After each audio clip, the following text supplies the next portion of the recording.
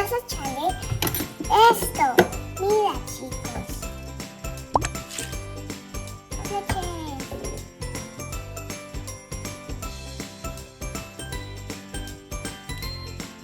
Bueno, no mucho.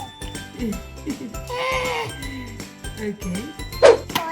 Con esto y ahora vamos a hacer esta. Muy bien.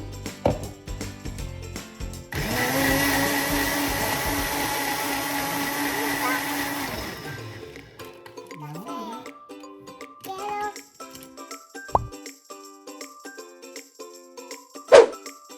y amigos, ya terminamos el café y ya la calentamos y ahora hay que ponerlo aquí para comerlo. Esta tacita se come y tiene chocolate adentro, así que cuando le coloquemos el café caliente, se va a derretir todo. Mira, es una taza que se come.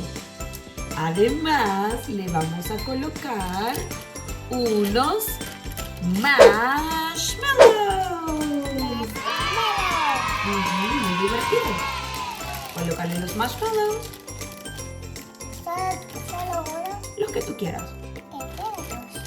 ¿Quieres dos? Está bien. Aunque quiera 10. ¿Quieres tres? Sí. Muy bien, mira, ya tienen los marshmallows y ahora el ingrediente final. Bien.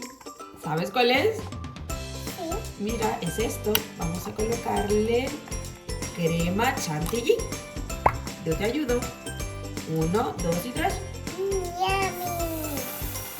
Y tenemos un rico café para Sofía.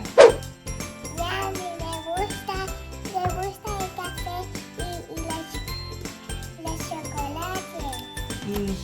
Tómatelo. ¿Te gusta? Adiós, amiguito.